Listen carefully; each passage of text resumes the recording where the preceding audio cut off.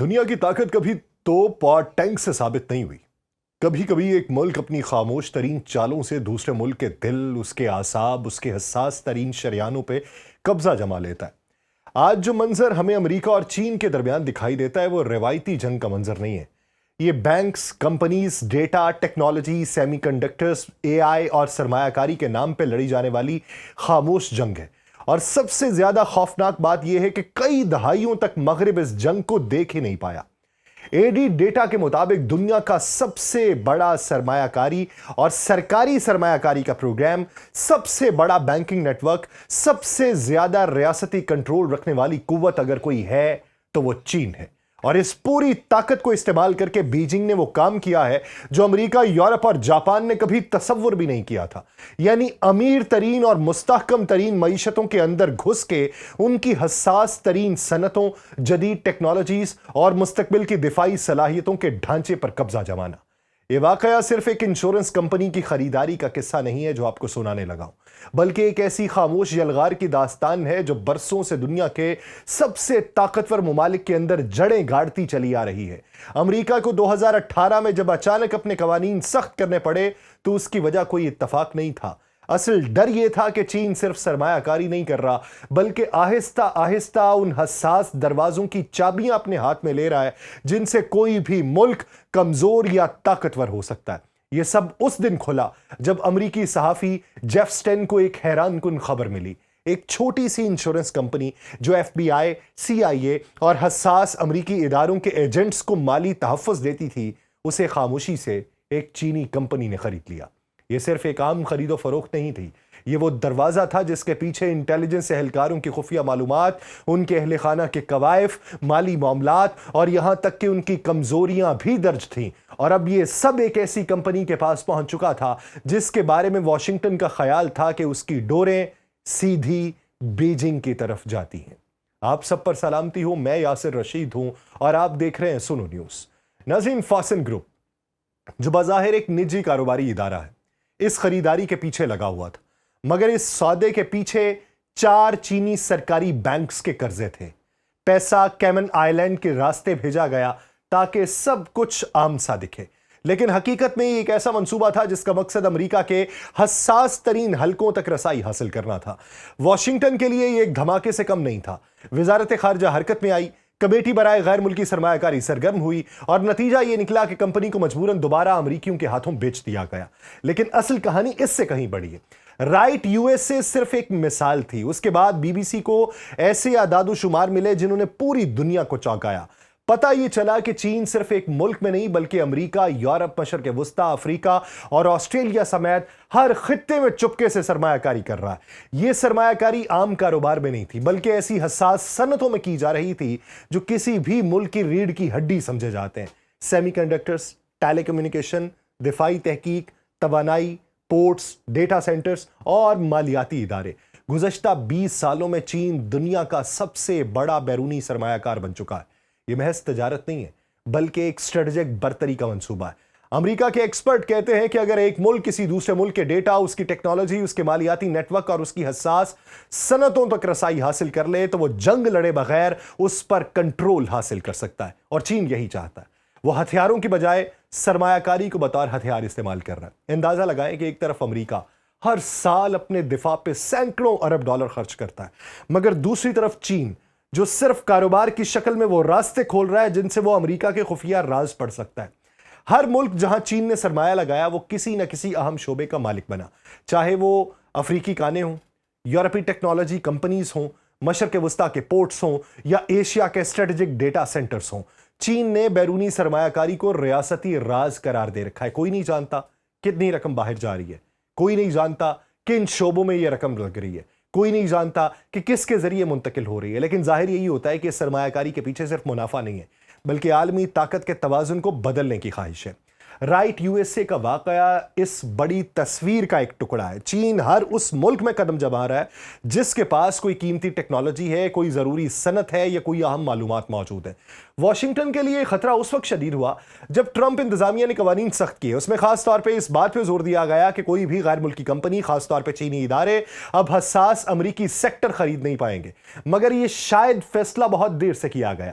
اصل سوال یہ تھا کہ اگر چین اس رفتار سے سرمایہ کاری کرتا رہا ہے تو آنے والے برسوں میں دنیا کا معاشی نقشہ کیسا ہوگا؟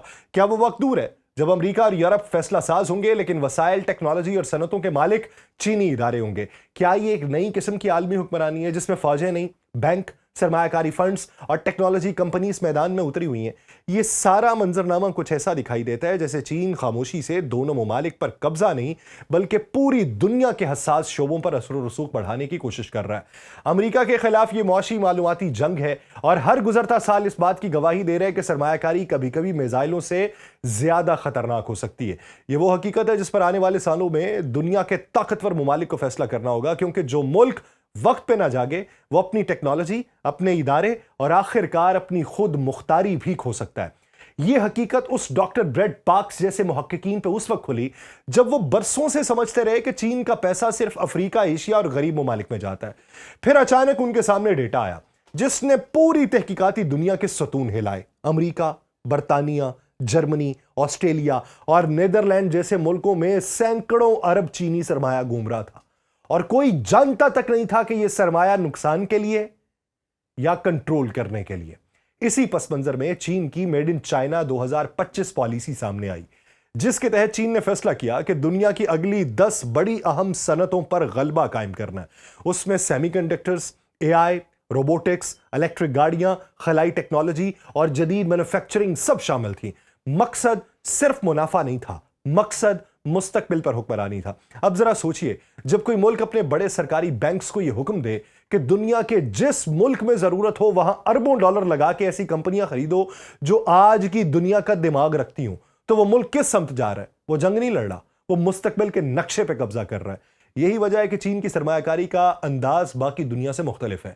امریکہ کے سرمایہ کار منافع دیکھتے ہیں، یورپ والے رسک دیکھتے ہیں، لیکن چین ایک ہی چیز دیکھ رہا ہے کہ کیا یہ کمپنی مستقبل میں دنیا کو کنٹرول کرے گی یا نہیں۔ اسی حکمت عملی کے تحت بیجنگ نے انشورنس کمپنی سے سیمی کنڈکٹرز کارپوریشن تک، ڈیجیٹل پلیٹ فارم سے لے کے حساس ٹیکنالوجی تیار کرنے والے اداروں تک سب کچھ اپنی آستین میں سمیٹا۔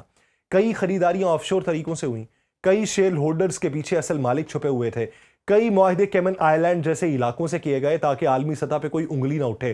چین کے اس ماڈل کو مزید طاقتور اس لیے بنا دیا گیا کہ اس کے ریاستی بینک دنیا کے سب سے بڑے ہیں۔ وکٹر شی کے مطابق چین کے پاس، اکیلے چین کے پاس، امریکہ، یورپ اور جاپان سے بھی بڑا بینکنگ سسٹم ہے۔ حکومت سود طے کرتی ہے، حکومت قرضے تقسیم کرتی ہے، حکومت فیصلہ کرتی ہے کہ کون سی کمپنی کہاں جا کر کیا خریدے گی۔ اس مکمل ریاستی کنٹرول نے چین کو ایسی طاقت دی ہے جو دنیا نے کبھی نہیں دیکھی۔ اس کا نتیجہ کیا نکلا کہ 2000 سے لے کے اب تک 25 سالوں میں چین نے دنیا کے اندر 2.1 کھرب ڈالر خرچ کیے ہیں، اور یہ رقم صرف غریب ملکوں میں نہیں بکھری، اس کا تقریباً آدھا حصہ دنیا کے امیر ترین ممالک میں لگایا گیا۔ یعنی بیجنگ نے امریکہ کے دل میں، یورپ کی ٹیکنالوجی میں، آسٹریلیا کے وسائل میں، برطانیہ کے ڈیٹا نیٹ ورک میں اپنے پنجے گاڑے۔ نیدرلینڈ کی سیمی کنڈکٹر کمپنی نیکسیریا اس کی مثال ہے۔ چین نے $800 ملین لگائے اور اس کو خرید لیا۔ پھر 2 سال بعد یہ کمپنی ایک اور چینی گروپ کو منتقل کر دی گئی۔ جب ڈچ حکومت کو خطرہ محسوس ہوا کہ اس کمپنی کی ٹیکنالوجی خاموشی سے چین منتقل ہو رہی ہے تو ریاست کو خود مداخلت کرنا پڑی۔ حکومت نے کمپنی کے آپریشنز کا حصہ سنبھالا اور اس کو تقسیم کر دیا تاکہ اس کی حساس ٹیکنالوجی چین کے ہاتھ نہ لگے۔ یہ واقعہ یورپ کے لیے سب سے پہلا بڑا جھٹکا تھا۔ اسی طرح امریکہ کو اس وقت ہوش آیا جب ایک تجربہ کار صحافی نے خبر بریک کی کہ وہ انشورنس کمپنی جو ایف بی آئی اور سی آئی اے کے ایجنٹس کو انشورنس دیتی تھی وہ خاموشی سے چین کو فروخت ہو چکی ہے۔ سوچنے والی بات یہ کہ جس کمپنی کے پاس امریکہ کے خفیہ اداروں کے ایجنٹس کا ڈیٹا موجود تھا وہ چین کی ملکیت بن گئی اور امریکہ کو خبر تک نہ ہوئی۔ امریکہ میں جیسے ہی یہ خبر پہنچی پورے سیکیورٹی ڈھانچے میں بھونچال آیا۔ سی ایف آئی یو ایس نے فوری کارروائی کی، تحقیقات شروع ہوئیں اور دباؤ کے بعد کمپنی دوبارہ امریکی مالکان کے پاس چلی گئی۔ لیکن اس وقت تک دنیا کو یہ سمجھ آ چکی تھی کہ چین کوئی بھی موقع جانے نہیں دے گا۔ اسی لیے 2018 میں ٹرمپ انتظامیہ نے قوانین سخت کیے، پھر یورپ، آسٹریلیا، جاپان اور برطانیہ نے بھی یہی راستہ اختیار کر لیا۔ آج چین ہر جگہ نگرانی میں ہے، لیکن وہ اب بھی آگے بڑھ رہا ہے۔ G7 ممالک دفاع سے حملے میں پوزیشن میں آ چکے ہیں، مگر بیجنگ جو ہے یہ پہلے ہی میدان میں اتنی دور نکل چکا ہے کہ اکثر کھیل اب بھی اس کے ہاتھ میں دکھائی دیتا ہے۔ एडी डेटा के मुताबिक चीन की सरमायाकारी दो तरह की है, एक वो जो मुनाफे के लिए, दूसरी वो जो मुस्तकबिल पे कब्जा करने के लिए। दोनों में नुमाया फर्क है और यही फर्क इस खामोश जंग को खतरनाक बनाता है। चीन अब मेड इन चाइना 2025 को अवामी सतह पे नहीं बयान करता, लेकिन उसकी बजाय नई इस्लाहात, नए मंसूबे और नए 5 साला प्रोग्राम सामने आते रहते हैं। AI plan, smart manufacturing plan, जदीद रोबोटिक्स प्लान, सब दरअसल इसी बड़े मंसूबे का तसलसल है जिसका मकसद दुनिया के टेक्नोलॉजिकल इंफ्रास्ट्रक्चर पे गलबा हासिल करना है। ये सब कुछ कानूनी भी है, खुला भी है, एक हद तक गैर शफाफ भी है। यही वजह है कि बड़ी मईशतें अब जाग रही हैं। नीदरलैंड जैसे ममालिक जो हमेशा खुली तजारत के हामी रहे हैं, वो अब मोहतात हो चुके हैं। ऑस्ट्रेलिया ने कवानीन सख्त कर दिए हैं, अमरीका ने नई पाबंदियां लगा दी हैं, बरतानिया ने हसास शोबों में खरीदारी की मंजूरी का मायार तब्दील कर दिया है। लेकिन चीन इन सब कदमों से पहले ही कई साल आगे निकल चुका है। इसी तरह ब्रेड पार्क्स, जिन्होंने इस पे तहकीक की, वो ये कहते हैं कि मगरबी ममालिक ने देर से समझा कि चीनी सरमायाकारी दरअसल बीजिंग की हिकमत अमली का हिस्सा है। पहले उन्हें ये लगा कि कारोबारी सरमायाकारी है, फिर उन्हें समझ आया इस सब के पीछे रियासत है, एक वाज़े मंसूबा है और एक तवील मुद्दती खाका है। अब सवाल ये कि क्या चीन की ये दौड़ जो है उसमें चीन जीत चुका है? जवाब ये कि अभी मैदान बाकी है, मुकाबला बाकी है, टेक्नोलॉजी की जंग बाकी है। मगर ये ज़रूर हकीकत है कि चीन अब किसी मुल्क के पीछे नहीं जा रहा, बल्कि सबको अपने पीछे चलने पे मजबूर कर रहा है। यही वो पहलू है जो अमेरिका और यूरोप के लिए दर्द सर बना हुआ है। यही वो खामोश हिकमत अमली है जिसने आलमी ताकत का तवाजुन तब्दील करके रख दिया है। ये जंग तलवारों की नहीं, ये मुस्तकबिल के दिमाग पर कब्जे की जंग है और फिलहाल सबसे मजबूत हाथ जो है वो बीजिंग का है। मुझे दीजिए इजाज़त, अल्लाह निगहबान।